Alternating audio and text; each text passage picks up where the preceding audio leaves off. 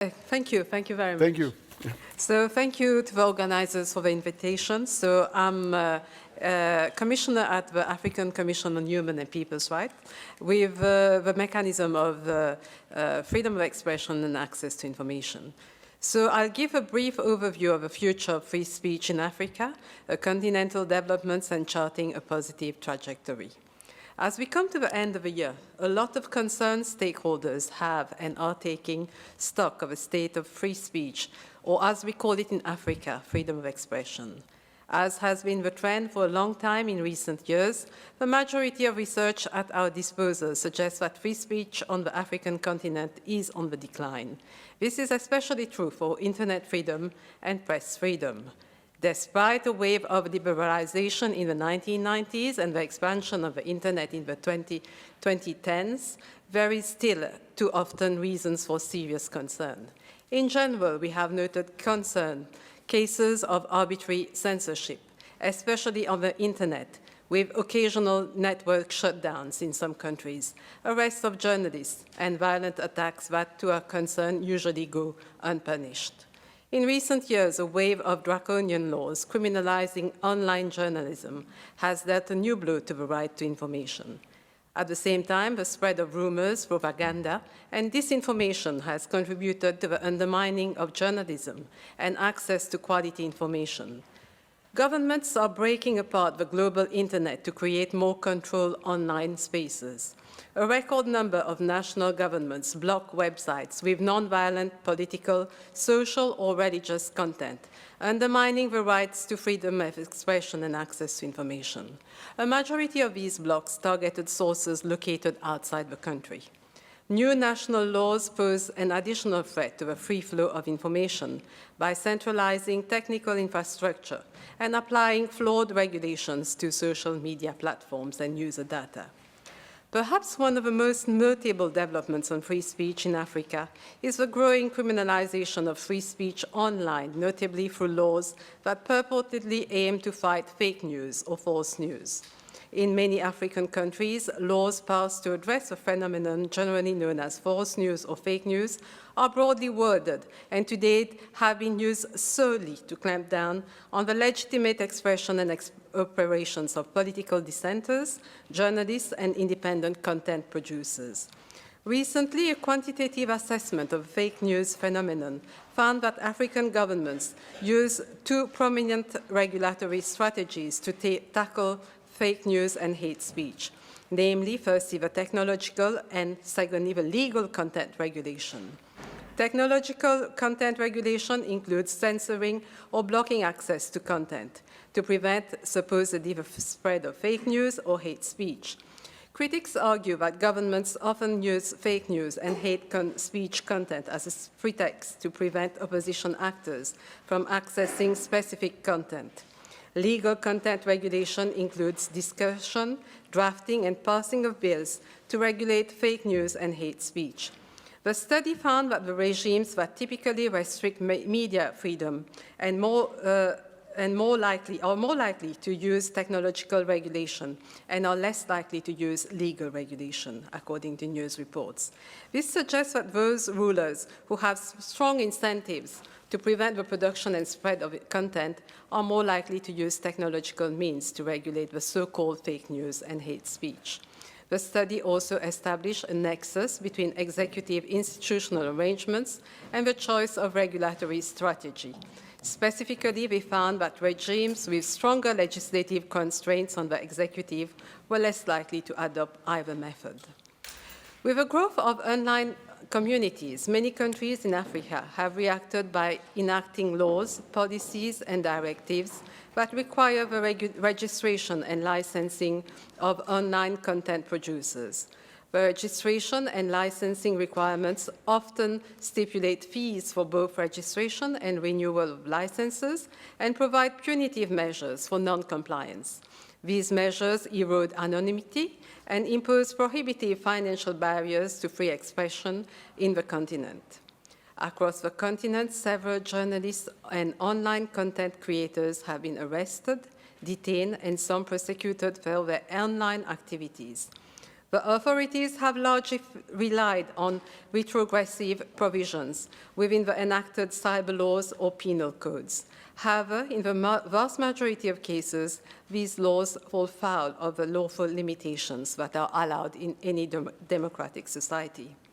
Several African countries, in a bid to regulate online communication, have enacted laws and policies that require journalists to reveal their sources. Not only do these weaken whistleblower protection policies, but the fact that law enforcement agencies can legally monitor and intercept private communication between journalists and sources with no oversight mechanisms contravene constitutional guarantees in many African countries, as well as provisions of the African Charter itself. Digital communications in Africa and beyond have set a new precedent in the capacity for mass dissemination of hate speech that endangers the safety of citizens.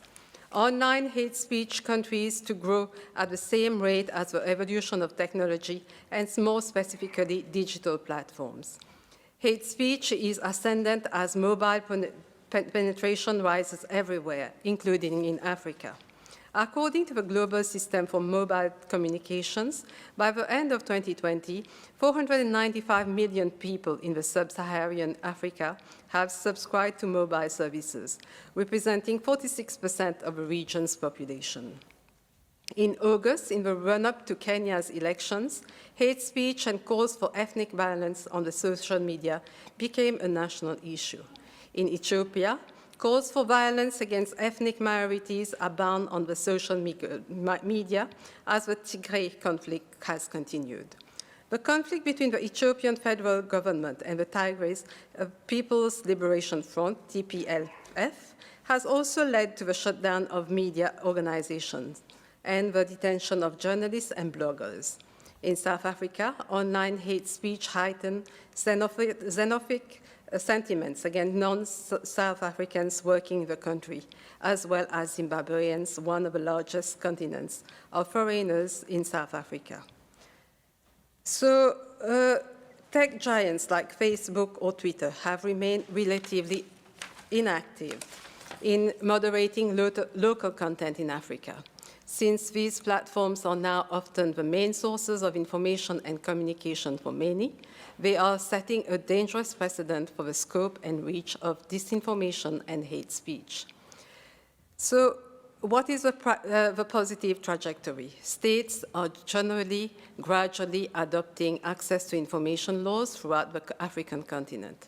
Currently, only 29 states have access to information laws, and this is a welcome development. Last year, Gambia adopted a law on freedom access to information for the first time ever. The Gambian National Assembly finally ended 5 years of lawmaking. The access to information law will not only facilitate the work of journalists, but will also empower civil society to access government-held information to enhance accountability and transparency. This is a welcome development, especially for a country in democratic transition and where decades of secrecy still needs to be uncovered. Malawi, which had for a long time shelved its 2016 Access to Information Law, finally adopted the law in 2020, and the Act places the National Human Rights Commission as custodian of access to information in the country. In addition, the minister responsible has also conducted access to information training for public officials, which is important because creating capacity ensures the feasibility of implementation of the law.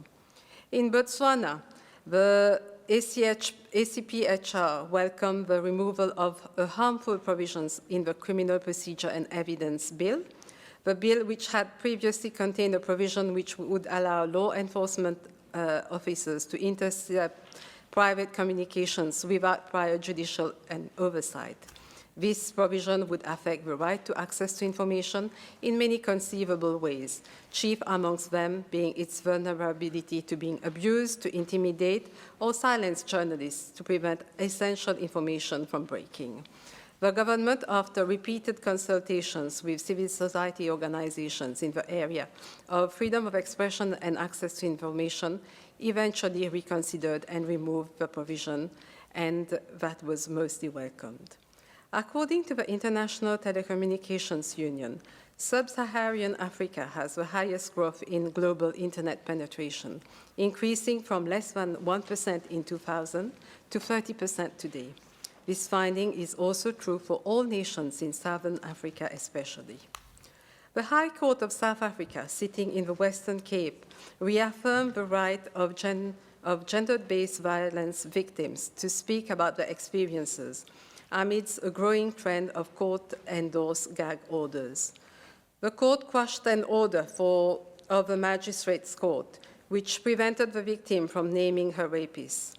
This was following a post she made on her private Instagram story in 2019, naming her ex-boyfriend as her rapist. Despite the judgment emphasizing that the posts were meant to be private and not distributed to the public, the judgment is still welcome for its reaffirmation of a user's right to express herself freely on the online platform about her ordeal. This case is an example of the many forms of digital violence against women. The impact of artificial intelligence on our lives can no longer be ignored. We have indeed, as the Commission and the Union at large, taken cognizance of the impacts of artificial intelligence on information rights.